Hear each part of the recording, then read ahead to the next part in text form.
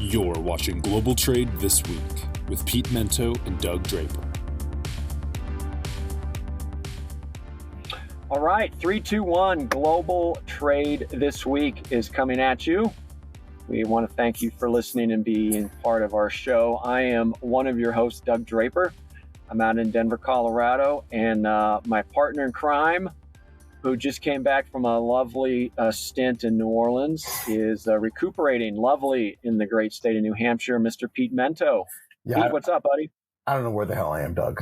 I think we should just be fair to everybody watching today.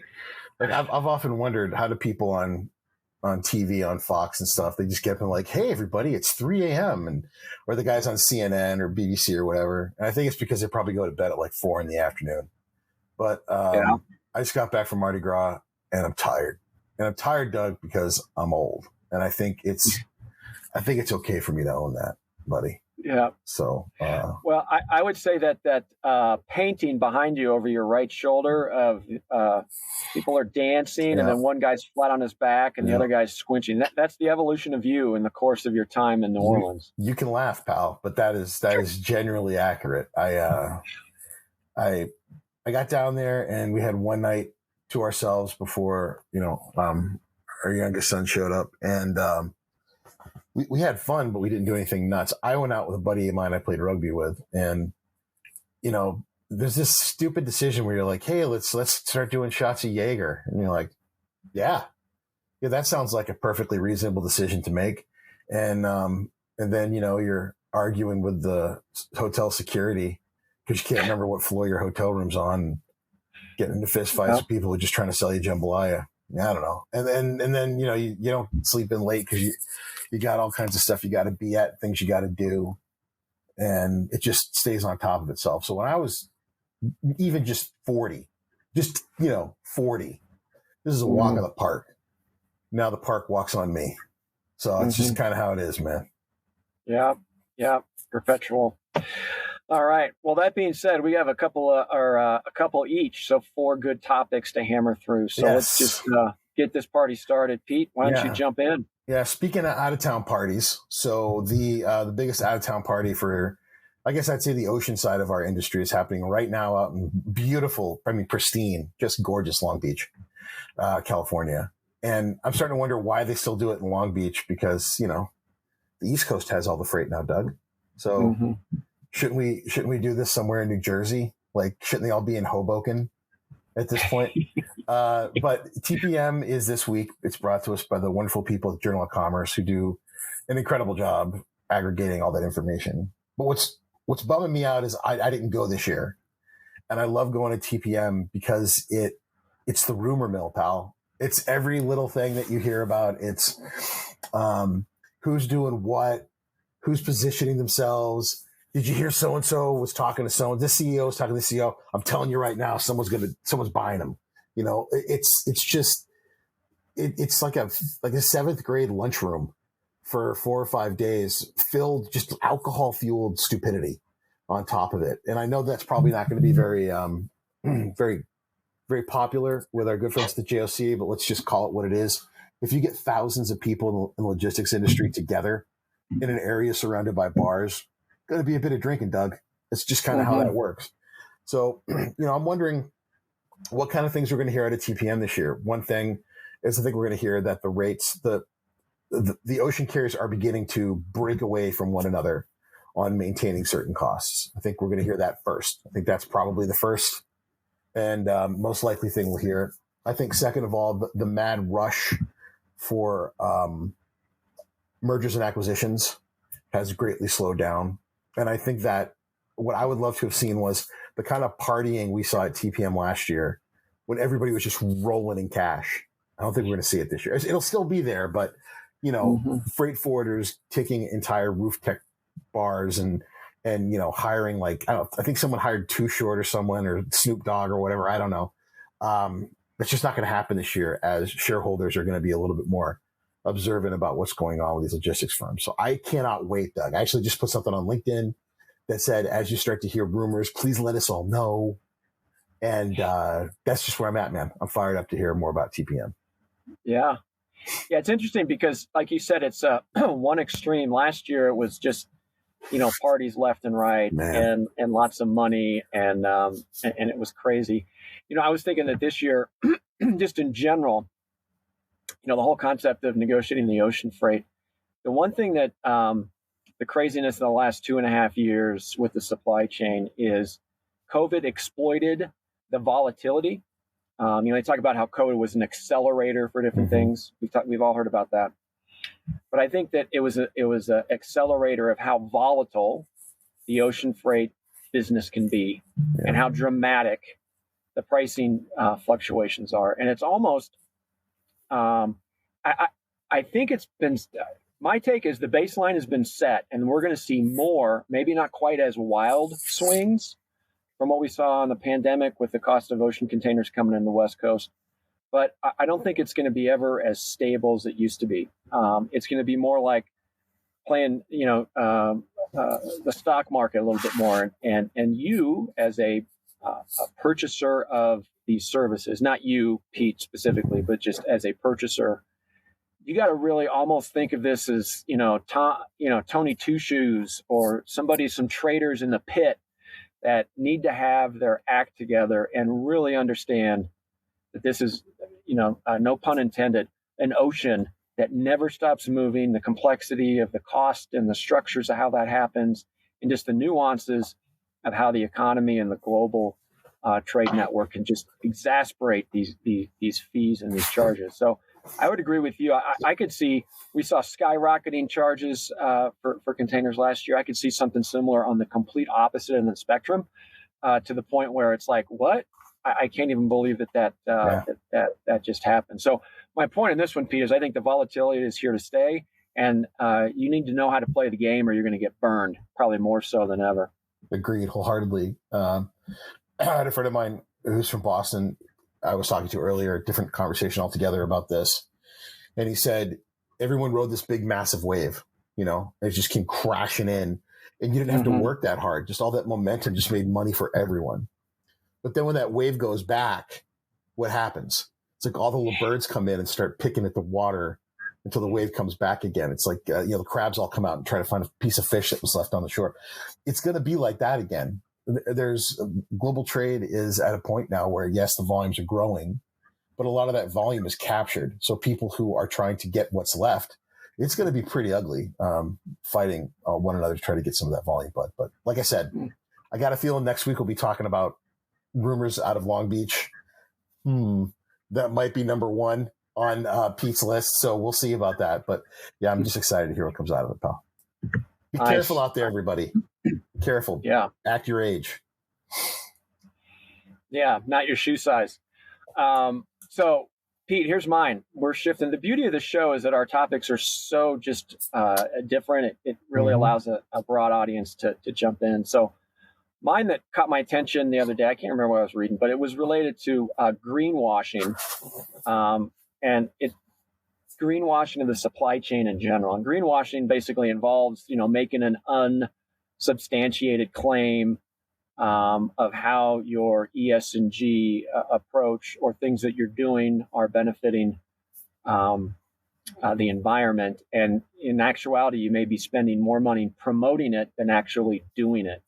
So I think that there is quite a bit. This is me personal. I think there are companies out there that are doing an excellent job of embracing ESG, which is important in the supply chain from point A to point B. And I think there's a lot of companies that are just kind of throwing up a big spotlight and trying to tell a good story, and may not be really doing a whole lot, but other than drawing a lot of attention to their efforts. So I think the greenwashing is happening a little bit as we speak right now, but you know what?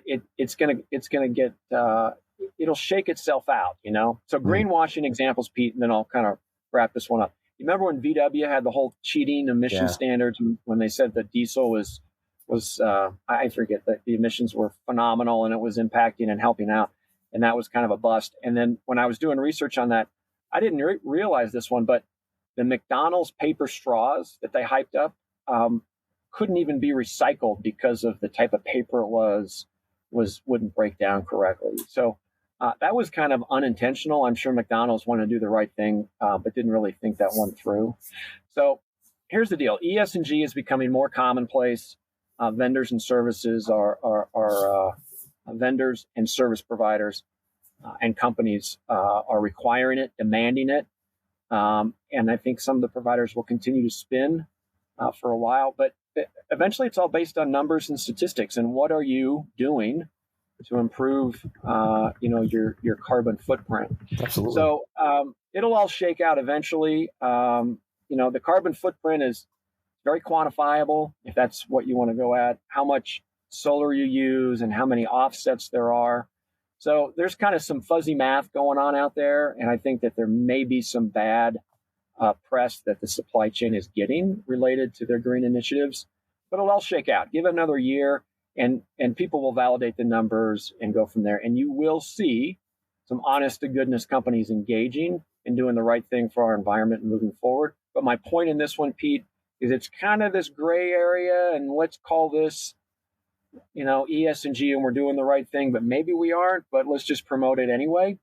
All that'll shake out in the next year, and we'll really see who the players are in this industry that support, sustainability within our industry. Hell yeah, bud. I'll be very frank. When I saw the greenwashing of our industry, I had to take a minute and really think it through.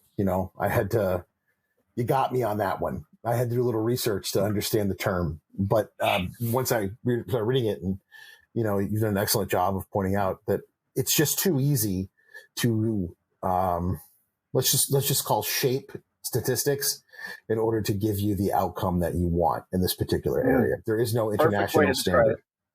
There's no international standard. So a great thing that we're already being warned about is companies who are going to claim that their carbon footprint is being worked on and doing better because they're not moving as much truckload, ocean, and air freight. Well, of course you're not.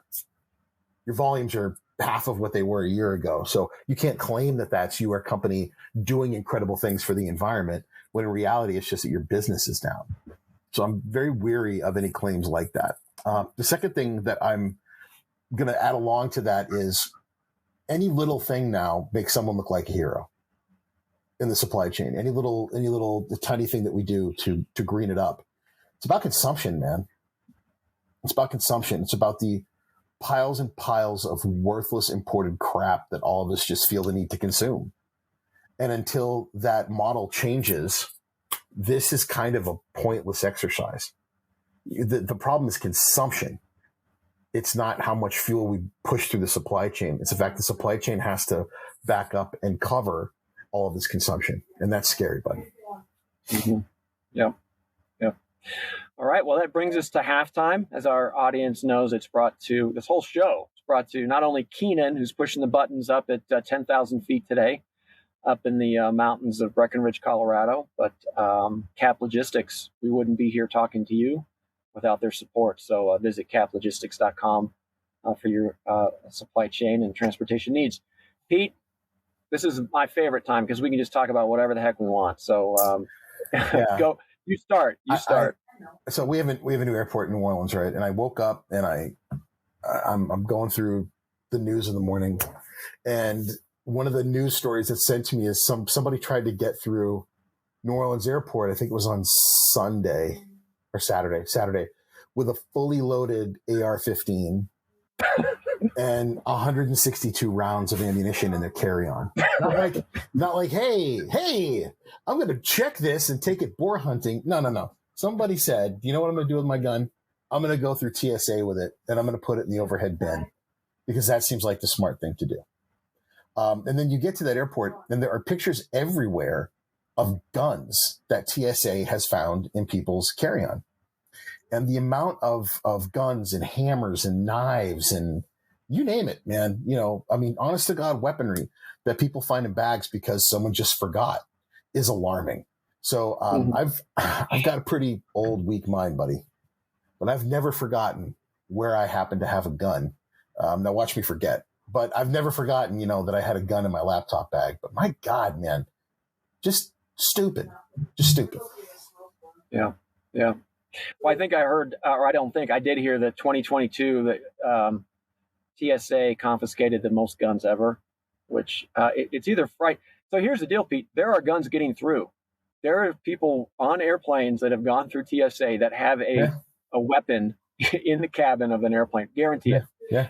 Somebody got through that screening. You're absolutely right.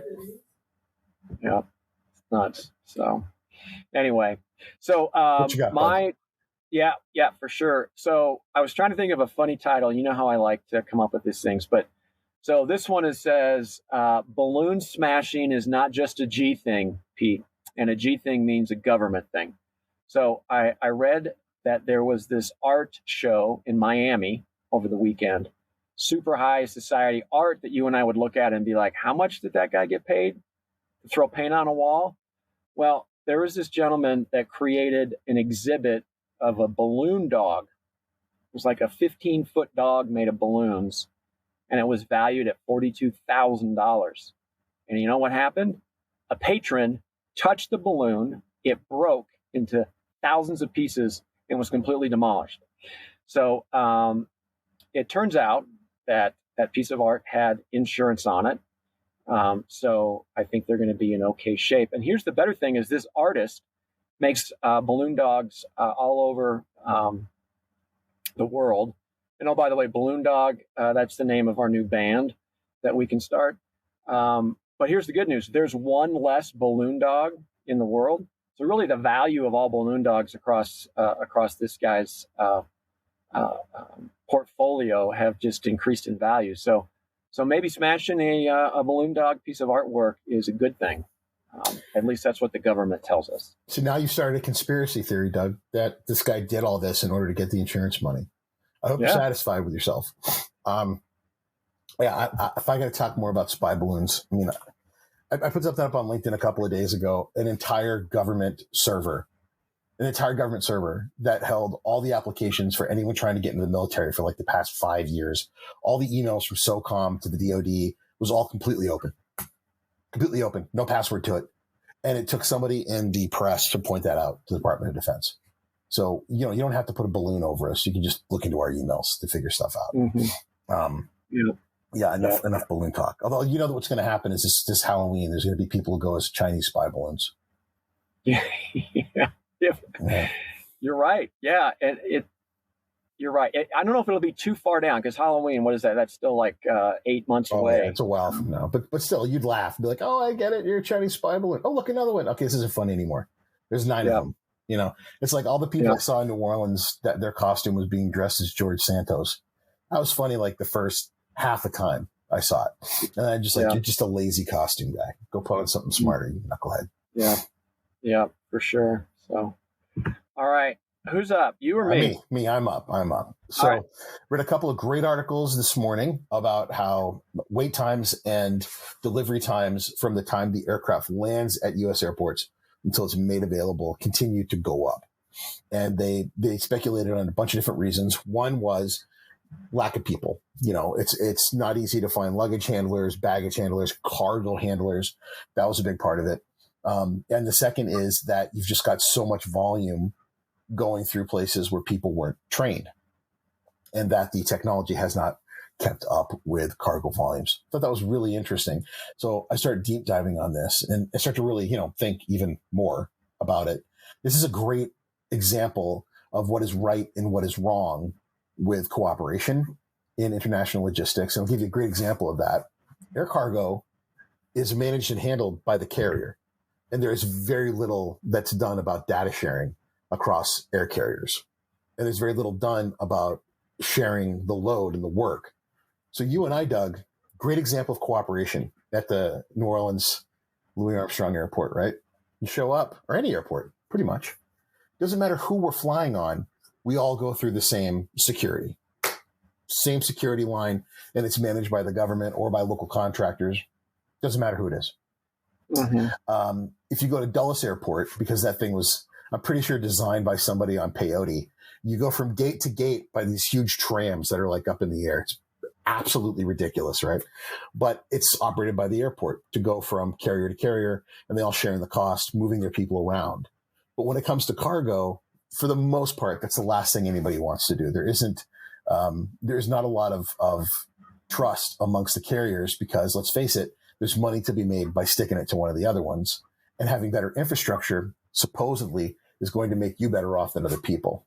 A great bad example of this would be London Heathrow Airport, which has yet to really overcome all the great automation and expensive automation that went into cargo operations.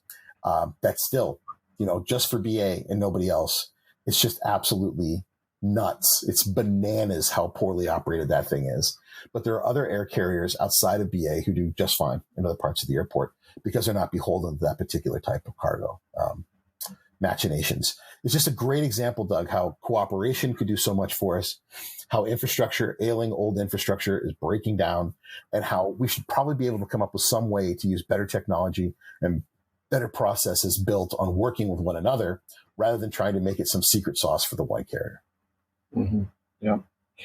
Well, the two things there, Pete, that jumped out at me is, one, we've talked about it, it's a microcosm of connectors, right? Our logistics and supply chain has a lot of little pieces that need to collect together. And if you're an integrated service provider like FedEx, UPS, and others, you can control that technology a little bit easier. But whenever you have all these different components at the airport, does that guy work for the airline? Does he work for the airport? Is it a third-party contractor?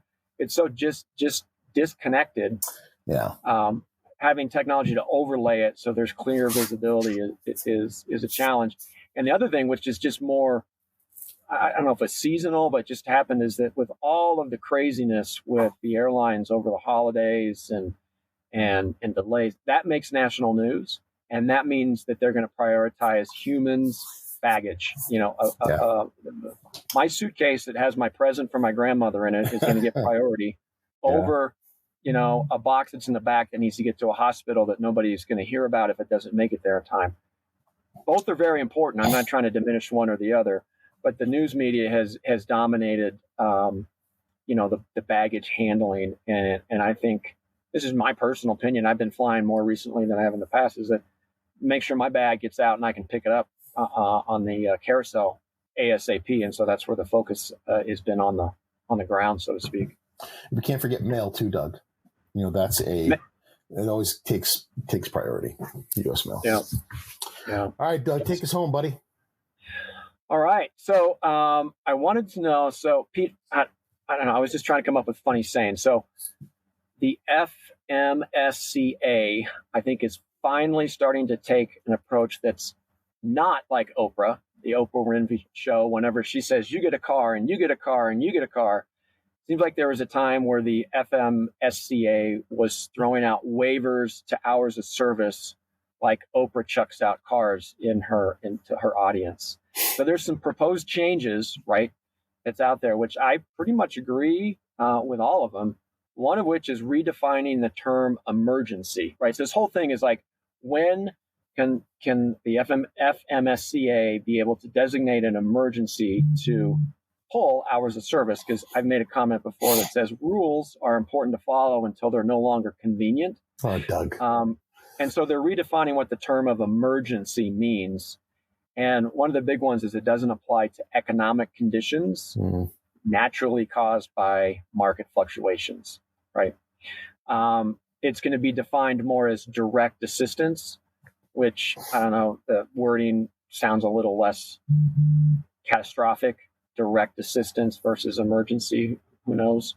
The one thing that is interesting to me is that if the feds declare a direct assistance requirement where hours of service can be extended, that's for a duration of 30 days. But if a governor does it, it only extends for 5 days. Now, mostly governors are doing it for catastrophic floods, fires, hurricanes, earthquakes, things of that nature.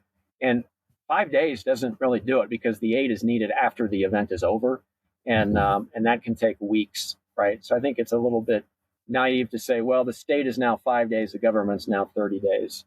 So it's interesting. So I applaud the FMSCA for taking changing their Oprah Winfrey approach to throwing out hours of service waivers, except for that 5 day one. I think they need to revisit that or empower the states to be able to extend those longer than 5 days. But anyway, I like it, and I applaud them for making those proposed changes.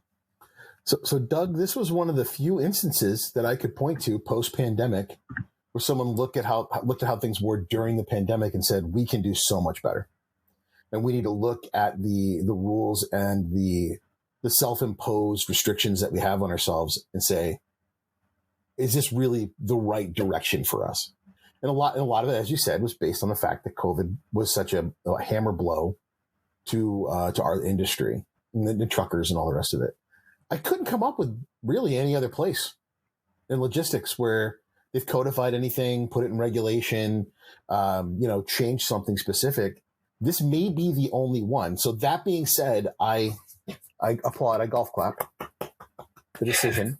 And I think that maybe their cousins and other federal regulatory agencies should take a look at this and say, what can we do as a bit of self-analysis to say we can do this better the next time problems come, because we're better set up to react to it. We're better set up to deal with it before it becomes a bigger problem. So got to give them credit. They've done something pretty important right here, and hopefully it sets the tone for other agencies. Yeah, agreed. Nice. All right. Well, that's going to do it for us on this post Mardi Gras. Pete clearly needs a nap edition of Global Trade this week. Brought to you as always by our good friends at at Cap Logistics. And we thank them again, not only for their financial support, but for constantly supporting us with this show. Please tell your friends. Please subscribe. We are both on podcasts and on YouTube now. So there's really no excuse not to just really embrace the Doug and Pete experience. And thank you, as always, to Keenan, back in the booth, conditioning his hair, eating gorp. We love you, Keenan. And we love all you too. And we'll see you again on another great edition of Global Trade this week. Thanks, Doug. That's right. Thanks, Pete. Take care, everybody. Bye.